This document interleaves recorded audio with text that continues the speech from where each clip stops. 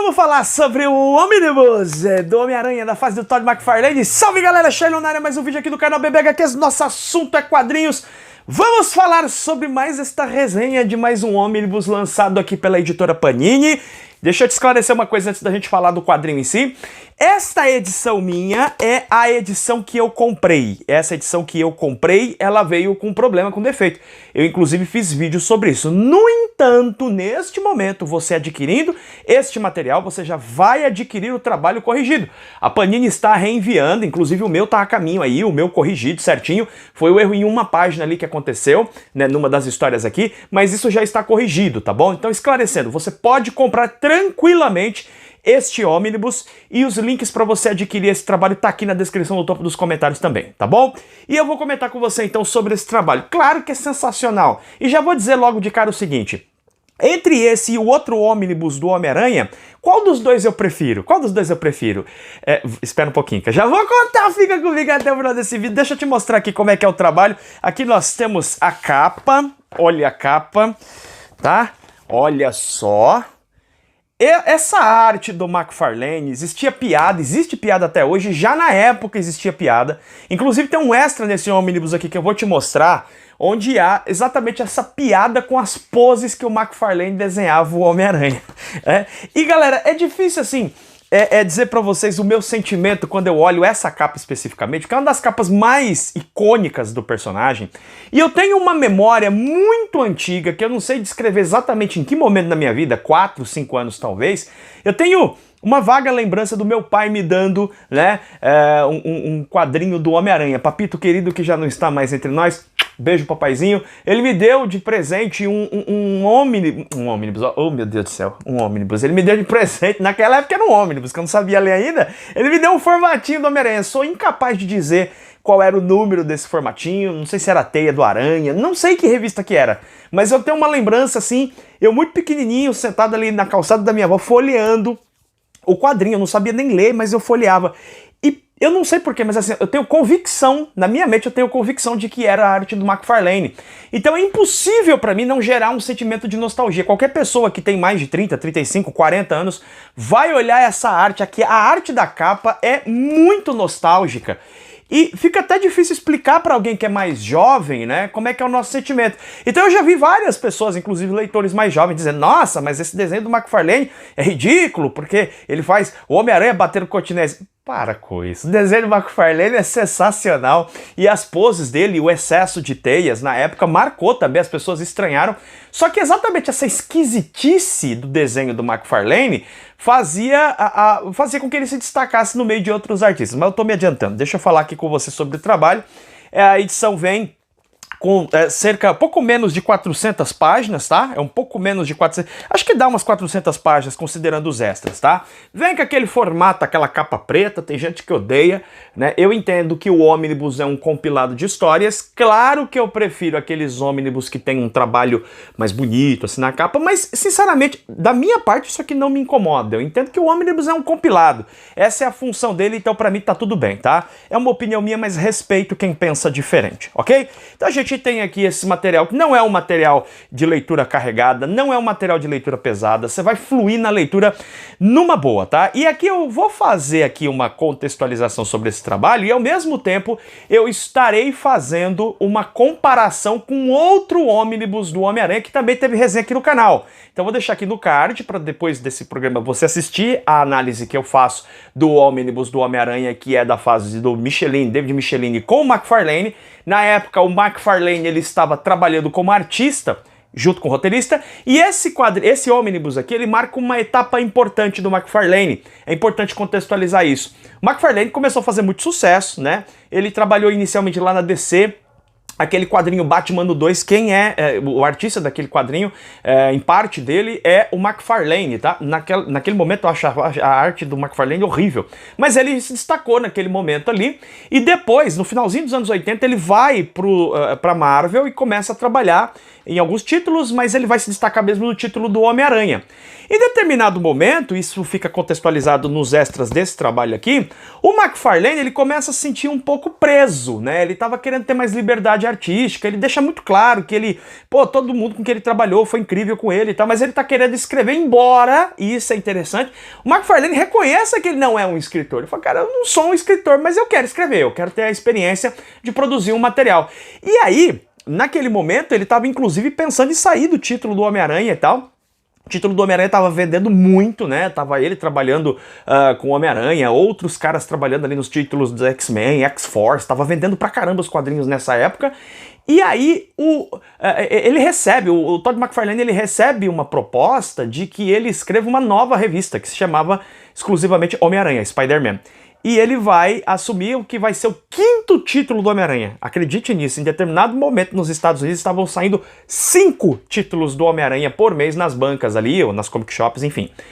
O McFarlane vai assumir esse título e muito do que a gente vê aqui nesse trabalho é exatamente... O que a gente vê nesse trabalho, na realidade, é o McFarlane produzindo essa revista do Homem-Aranha. Então, portanto, ele está trabalhando aqui em alguns momentos com o Fabiano Nicieza e tal, mas aqui é o trabalho do McFarlane, basicamente, tá? Ele fazendo os roteiros e fazendo a arte. Aqui a gente tem a versão da capa só aqui com o uniforme venômico, uniforme negro, sensacional, cara. É muito legal essa pose aqui do Homem-Aranha, que é totalmente bizarra, né? O Homem-Aranha tá com o braço torcido, em várias histórias aqui a gente vai ver exatamente essa pose do Homem-Aranha, e é bizarro. Algumas considerações, então, agora sobre a comparação, né? No Omnibus que a gente fala ali, David Michelini, como ele tá escrevendo o roteiro e o McFarlane tá desenhando, a gente percebe que as histórias são mais episódicas, eu disse isso no programa específico, ou seja, você não tem ali uma construção de arcos mais elaboradas. Embora exista algum tipo de arco, mas ele é muito frágil. O que conta mesmo são as histórias individualizadas, né? Então você lê uma história, o Homem-Aranha enfrenta o vilão do dia, acabou, vamos pro próximo vilão do dia, vamos pro próximo vilão do dia. Aquilo não gera propriamente uma conexão narrativa, cronológica ou de arcos de história, diferentemente do que acontece aqui. Aqui o McFarlane ele vai construir arcos maiores, com maior número de história e trabalhando muito suspense, ganchos de uma edição para outra, justamente porque estava vendendo muito, certamente era uma estratégia também de fazer com que os leitores continuassem acompanhando, tá? Ele abusa, mas abusa de páginas duplas, de splash pages, que eu acho simplesmente sensacional. O primeiro arco dessa história aqui é o Tormento, tá? Basicamente, tem pessoas morrendo, pessoas desaparecendo e tal, e o Homem-Aranha começa a investigar, e nessa investigação ele vai trombar com o lagarto Dr. Kirk Connors, que aqui tá num nível de selvageria muito absurda. Ele vai confrontar, e à medida que a gente avança na história, o Peter vai sofrer pra caramba, ele realmente passa por um tormento, é quase que uma tortura que ele passa, é um sofrimento atroz que ele vai enfrentar nesse momento aqui. E nesse processo acaba se descobrindo que tem também alguém que está por trás ali do Kirk Connors, alguém que está manipulando a situação para que o Aranha enfrente essa batalha terrível. O Aranha vai inclusive enfrentar zumbis nessa história, né? Mas o que a gente percebe aqui nessa história é uma ausência de personagens. A gente vê tem alguma coisa teatral nesse quadrinho, no sentido de que são poucos personagens onde eles estão atuando ali essa peça, vamos dizer assim, tá? E no ambiente ali de Nova York e tal, absolutamente sujo. Isso é uma característica desses quadrinhos, dessas histórias desse ônibus aqui, né? O McFarlane coloca poucos personagens, ele explora mais o casamento do Peter Parker com a Mary Jane, né? E avançando nos momentos de combate e conflito, você vai sempre ver referências a lixo, escuridão, o Homem-Aranha tá sempre combatendo na noite, para gerar um clima de maior suspense, até uma certa carga de terror nesse primeiro arco, tá? Aliás, em todo o volume aqui, ele usa essa carga de suspense e terror bastante, o McFarlane, né? E em que combates aqui, que nesse primeiro arco o Aranha vai sofrer bastante, tá? E, como já disse, sempre carregando muito. Inclusive o roteiro desse primeiro arco aqui, Tormento, não é um grande roteiro não, ele usa e abusa de recordatórios repetitivos, ele tá sempre falando a mesma coisa, né? Ele usa uma dramaticidade exagerada na história. Você vai lendo, você vai vendo que aquilo é muito exagerado, sabe? Ele tenta criar um suspense através do roteiro, Mas você percebe a cafonice do roteiro do McFarlane, embora eu curta demais a arte, né? Ele faz uma Mary Jane sempre deslumbrante, ficou bastante marcado na época por isso também, né? Então a gente tem esse primeiro arco aqui. Olha só como é que ele vai usando esses quadros verticalizados, mas sempre muito exagerado. É tudo exagerado no McFarlane, tá? A quantidade de teias que o Homem-Aranha libera, quando a gente vê o Aranha ali, por exemplo, nessa cena aqui, ó, você vê o uniforme dele rasgando. É sempre tudo muito dramático, muito exagerado, tá? Depois a gente vai ter um outro arco aqui, que é uma história em que nós temos o Duende Macabro tentando ali, digamos, cooptar um garoto para ser parte da seita religiosa dele, vamos dizer assim, tá? E vai ter um confronto entre o Duende Macabro e o Motoqueiro Fantasma. Olha que legal. E aí o McFarlane mata a pau, na minha opinião. O jeito que ele desenha o Motoqueiro Fantasma, eu acho sensacional. Ele também vai abusar aqui, em vários momentos, de splash pages ou páginas duplas, fazendo essa arte sempre muito exagerada, com esse nível de agressividade nas imagens. Olha só, né? Ele faz sempre com esse nível de agressividade, mas é um tipo de arte que você vai olhando e você dá risada, você vai dando risada e eu já vou explicar por quê. Olha essa página dupla, cara, isso aqui é muito legal, cara, olha isso. Que chapação isso aqui, cara. Eu acho demais essa arte aqui. E eu não sou fã da arte do McFarlane em todo momento, não. O que ele faz em Spawn, por exemplo, tem várias coisas que eu não gosto. Eu acho mais exagerado até pro padrão McFarlane, mas... né, não sempre, mas em vários momentos do Spawn ele exagera demais. Mas aqui no Aranha eu acho que ele tá, cara, no top, assim. Ele tá realmente fazendo um trabalho muito legal. Na sequência a gente vai ter um arco aqui que pra mim é um dos meus arcos, uma das histórias mais legais do Homem-Aranha, uma das histórias que eu mais gosto, tá? É uma história chamada Percepções, ok? É um arco que ficou aí dividido em 5 partes, onde o Peter é enviado pelo J. Jonah Jameson para o Canadá, porque numa região no Canadá tem crianças desaparecendo e aparentemente o culpado pela morte dessas crianças é o Wendigo. As crianças estão sendo encontradas mortas e devoradas, né?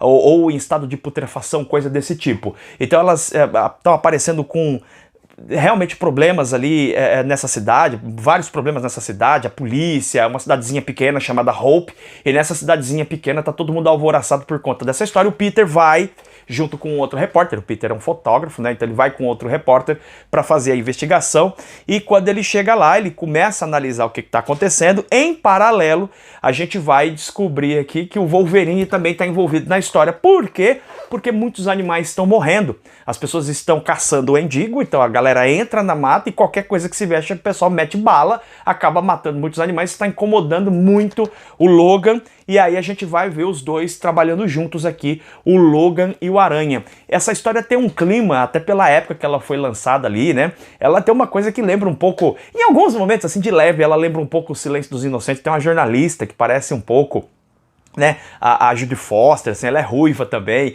Eu não sei se o Todd McFarlane usou isso como referência e tal, mas ela consegue ter um clima de suspense, e o roteiro do McFarlane aqui tá mais maduro, na minha opinião. Eu gosto bastante dessa história, eu já li várias vezes essa história, cara, eu gosto bastante dessa história, tá?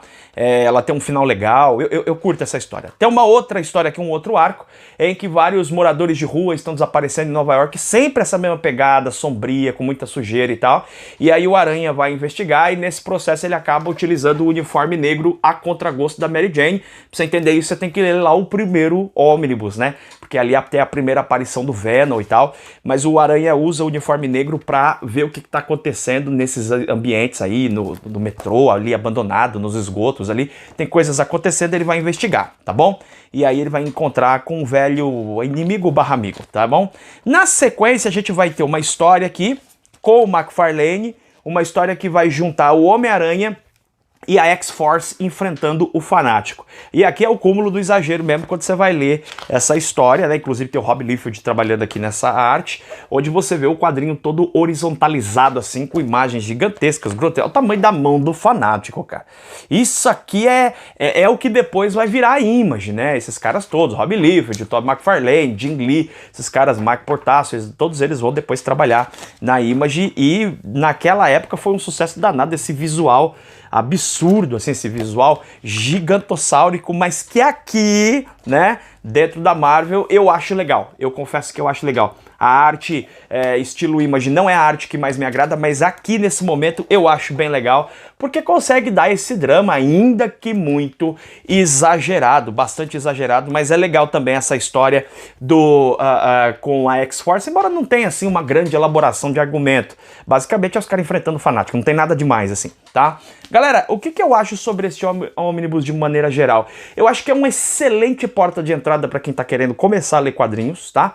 Porque você vai ter histórias aqui com uma agilidade, roteiro mais leve e tal. Ele é um material mais fino do que o primeiro ônibus, então ele é recomendado por isso, tem um roteiro mais ágil, mas ao mesmo tempo ele tem uma construção de arcos melhor do que o outro ônibus, que era mais episódico, né? Aqui não, aqui você tem um trabalho mais elaborado. Não é aquela coisa mais genial do mundo, mas é um trabalho mais elaborado, tá? Além do que tem uma das fases mais importantes do personagem, uma vez que o McFarlane marcou toda uma geração com as suas publicações e os personagens aí com as suas poses. O material vem com bastante extras, inclusive lembrando um pouco os velhos gibizinhos ali, onde você tinha sessão de cartas, né? Você tinha, por exemplo, aquelas brincadeirinhas de você descobrir, né, se você manja mesmo do Homem-Aranha, respondendo perguntas e tal. Tem umas coisas assim nesse ônibus, tem várias capas assim, variantes, e também essas imagens aqui em preto e branco, né, que mostram um pouco do processo de criação. Então, galera, é um ônibus que me agradou bastante.